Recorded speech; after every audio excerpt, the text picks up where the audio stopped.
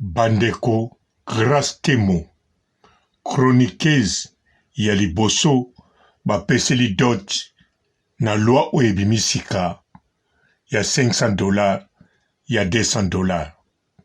Alors bandeko semaine eleki grâce temo aleli parce que bapeseli ye dot grâce temo badote ye grâce temo abwaki kiseliba grâce temo abwaki kisheri sel. Alors bandeko bolingi boyeba evenema ndenge elekaki, bolingi boyeba tarif nini bapesi mpo na dot ya grâce temo. Ngai papa robo nazali awa mpo na kosolola na bino. Mbote bapapa bamama bandeko, mbote barando na barandonete, mbote batoyo balingaka rando na baoyo balingaka rando te, mbote ba jeune garçon na ba jeune fille, mbote bana mike na ba bébé, mbote ba Sainte Anoirite, Sainte Thérèse, Sainte Ingrid Kabongo. Bandeko foko yeba yango ezali boy. Boyebi ya biso ndeko grâce temo nakanisa azali mwana mwasi moko bomoni oyo aye mobali oyo aye fiancé, bomoni oyo aye koadote ye to aye kodote ye. Alors bandeko bomoni mobali ya grâce temo sikoyo adote na combien? Na 500 €, $500 to na $200. Bandeko en tout cas na yebite soki badote na combien. Mais eloko na yebi mobali ya grâce temo lokola a respectaka mibeko ya leta, soki mibeko yango se bando fonctionner naza sir akopesa $200. Bolimbisanga mpo na seki akopesa $200 eza te po azangi mbongo parce que ye avandaka na Kisasa te, avandaka pe na ville ya province te, avandaka bisika eyebani te. Alors lokola avandaka bisika eyebani te, azalaka na Kisasa te, na ba ville ya province te, donc fa pesa 200 ou bien akopesa 500 po grâce temo avandaka na Kisasa. Me wana bakodebata yango na famille po bandeko na ndimi te soki mobali azalaka na village ata azali na 55 ngombe 300 000 taba na ndimi te akoya kopesa 200 akolinga pia 500 po mwasi nazalaka na Kisasa.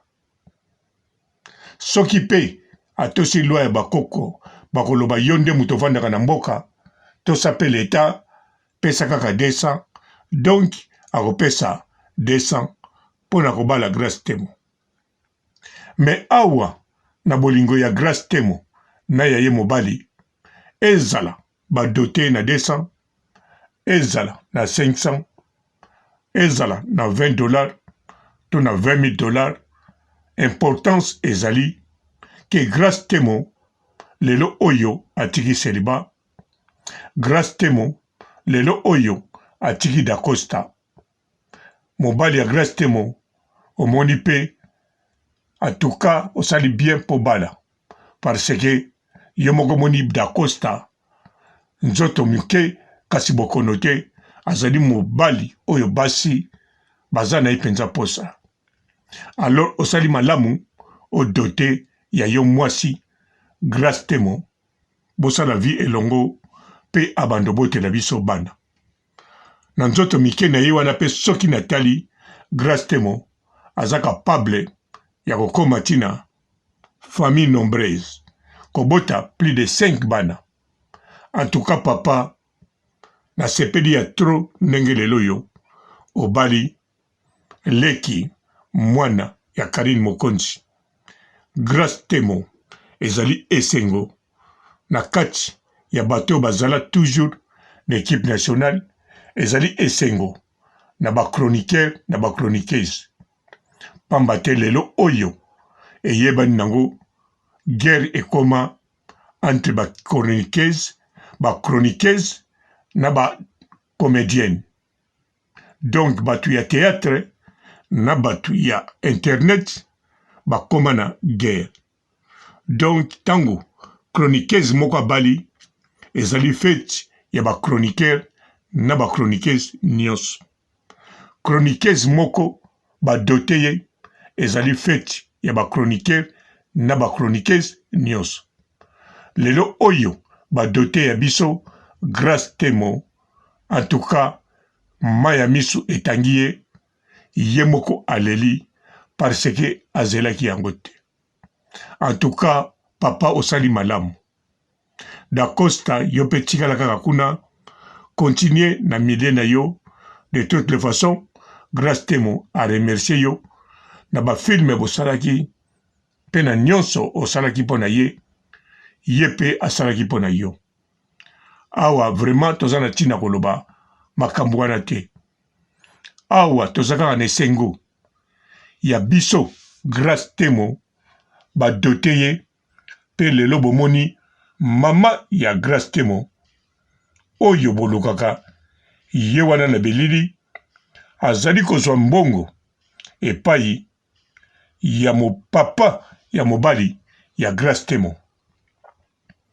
Alors papa ya mobali ya Grâce Temo yende to famille to ndoko eyebani te, mais oyo eyebani oyo avandi wana oyo agunzi mutu ezali nde mobali ya Grâce Temo. Papa oyo ya mobali bozomona ezali nde famille ya mobali. Mama oyo bozomona atelami ezali nde mama ya Grâce Temo. Ndeko mwasi obomoni na sima kuna azingi maboko ezali nde Grâce Temo azali kolela. Alors famille ya mobali e présente pe mwana mobali oyo apesi dot apesi mbongo na maboko ya mama ya Grâce Temo. Je crois pope na yebi mama ya Grâce Temo te. Comme tel ekokozala mama Kulutu, ekokozala mama Leki, ekokozala tante. Mais soki pe zali kaka ba tante to ba mama Leki, donc ba tata mwasi eza kaka famille ya Grâce Temo. Alors na lobi wana aza mama ya Grâce Temo. Comme tel ekokozala mama ya Grâce Temo te, mais famille ya Grâce Temo. Na mokuse côté mama to côté papa. Ndeko mobali pe na lobi oyo wana azali papa na ye. Comme tel ekoki pe kozala papa na ye te, ekoki kozala noko na ye to batata Leki ne batata Kulutu na ye. Côté papa to côté mama, mais bazali famille ya mobali oyo adoté Grâce Temo. Alors mwana mobali oyo agunzi moto, oui, wana 100% sur azali mobali ya Grâce Temo. Ezali te aye ko représenter ye mobali atikali na village, non. Eza penza mobali ya Grâce Temo oyo adoté Grâce Temo.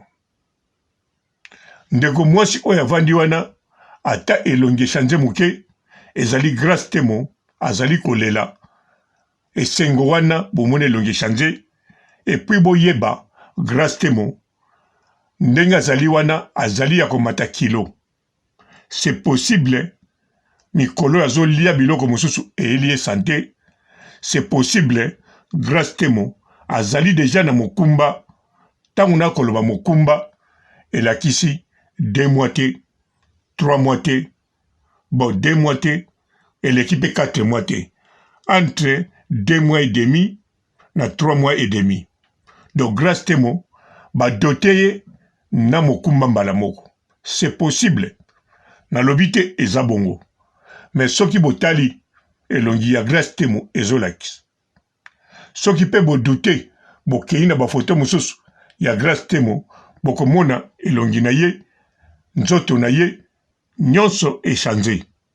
Donc ekokozala kaka mokumba ekoki kozala kaka mokumba parce que soki kolia Grace Temo akene États-Unis mbala mibale alie biloko nyonso baliaka pamba aye monene te. Grace Temo azala na ndako ya Karine Mokonzi alia biloko nyonso baliaka kasa ya monene te. Grace Temo akende na village Mpanda akomanda biloko nyonso aya monene te. Mais soko aye monene échange boye, en tout cas nga papa Robo naza sir Grace Temo aza na mokumba. Naza nango sir à 100% te mais 90% sir Grace Temo badote na mokumba. Alors bandeko nasala susu nini awa sina bebisi nasukisi awa botika la malamu et ciao. Bonjour fidèles internautes de www.elengiakomba TV. Bonjour, bonsoir, balandi nyonso ya Elengi ya Komba, Congolaise TV. Belé partout dans le monde, partout où vous êtes, partout où vous êtes, Elengi ya Komba TV vraiment. Bonjour, bonsoir, on va abonner bafa nyonso ya Elengi ya Komba Congolais TV. Bonjour à mon boss, on a appelé ça vraiment un pandi. Bonjour à mon boss, JP Kiama. Je salue mon boss Balobi, boss des boss Babi, JP Kiama. Bonjour, la Elengi ya Komba Congolais TV vraiment. Ramon Lazana, chaîne de ça qui topo, il y a pas de JP Kiama, t'as un boss des boss, il y a un danger. Donc on va accepter le lazaki. Ya boss na biso JP Kiama, nzambe na ngai. Ba boss bazali ba boss bazali. JP Kiama, le boss des boss. Napesi d'abord bonjour, te mbote belé na mon boss JP Kiama, on a rosa insaote. Donc on a ko lekate sana, napesa mon boss JP Kiama, boss des boss. Bonjour fidèles internautes de www.elengiakomba TV. Bonjour, bonsoir, balandi nyonso ya Elengi ya Komba, Congolaise TV. Belé partout dans le monde, partout où vous êtes, partout où vous êtes, Elengi ya Komba TV vraiment. Bonjour, bonsoir, on va abonner bafa nyonso ya Elengi ya Komba Congolais TV. Bonjour à mon boss, on a appelé ça vraiment un pandi. Bonjour à mon boss, JP Kiama. Je salue mon boss Balobi, boss des boss Babi, JP Kiama. Bonjour, la Elengi ya Komba Congolais TV vraiment.